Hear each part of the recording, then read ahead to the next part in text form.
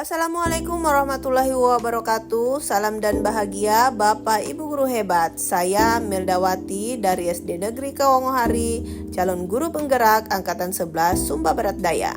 Pada kesempatan ini saya akan menyampaikan tugas mandiri 1.4.5.F restitusi 5 posisi kontrol. Berikut adalah tugas pertama terkait siapa yang mengatakan.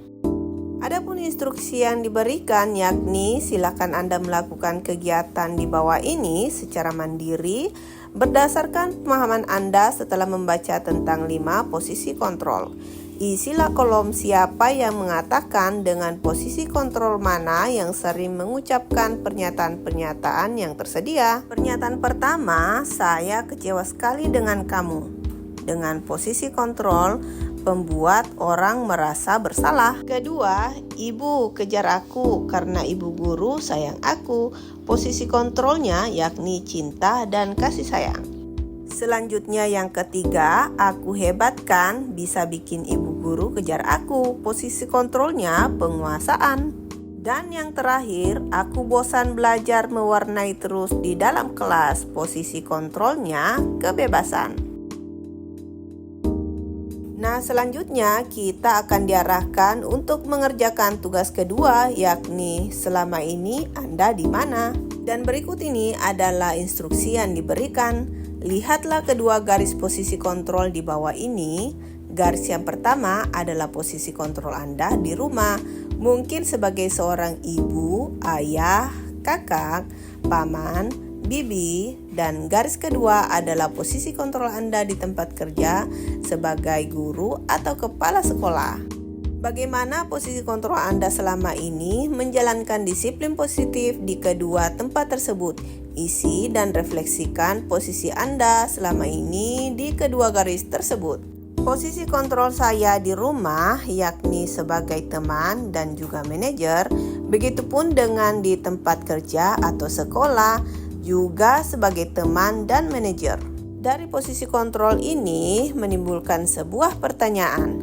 Setelah mengisi di mana posisi kontrol Anda selama di rumah maupun di sekolah, tanyakan diri, apakah saya berbeda menghadapi anak atau keponakan dengan menghadapi murid-murid saya? Mengapa berbeda?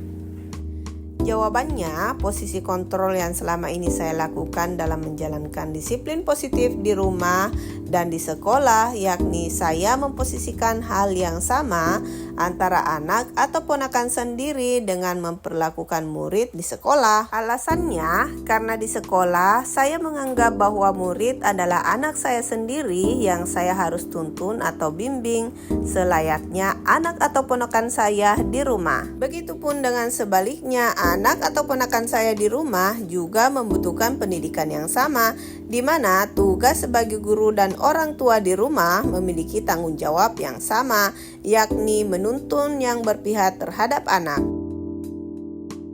Pertanyaan berikutnya, dengan posisi Anda setelah mengikuti pelatihan, adakah perbedaan? Mengapa? Bagaimana untuk sampai di posisi manajer? Apa yang perlu terjadi?